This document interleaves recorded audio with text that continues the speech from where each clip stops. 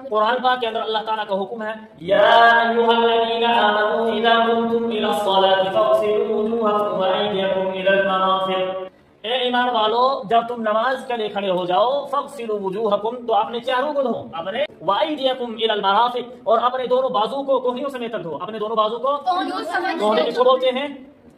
اس کو بولتے کوہنی، مرافق، مرفق کی جمع کیا ہے؟ مرافق، ٹھیک ہے، کوہنی، گویا کہ سب سے پہلے چہرہ دھونا ہے۔ اللہ تعالیٰ نے سب سے پہلے اس قرآن کی اس آیت کے اندر اللہ تبارک و تعالیٰ چہرہ دھونے کا حکم دے رہے، کس چیز کا حکم دے رہے؟ اور دوسرے نمبر پر دونوں بازو کو کوہنیوں سمیت تک دھونے کا حکم دے رہے، ٹھیک ہے جی۔ تیسرا جو ہے وَامْسَحُوا بِرُؤُوسِكُمْ، وَامْسَحُوا بِرُؤُوسِكُمْ، اپنے سروں کا مسح کرو۔ تیسرا حکم کیا ہے اس آیت کے اندر؟ اپنے سر کا کیا کرنا ہے؟ مسح کرنا ہے۔ کیا کرنا ہے؟ مسح کرنا ہے۔ ایسے مسح کا یہ طریقہ ہے جو میں نے آپ کو دکھایا اس سے پہلے ویڈیو میں، مسح آتا ہے نا آپ کو۔ وَامْسَحُوا بِرُؤُوسِكُمْ وَأَرْجُلَكُمْ إِلَى الْكَعْبَيْنِ، وَأَرْجُلَكُمْ ارجل کہتے ہیں پاؤں کو، ارجل کس کو کہتے ہیں؟ پاؤں کو۔ وَأَرْجُلَكُمْ إِلَى الْكَعْبَيْنِ، کعب کہتے ہیں ٹخنوں کو، کعب کس کو بولتے ہیں؟ وہ ہے کہ اپنے دونوں پاؤں کو کہاں تک دھونا ہے؟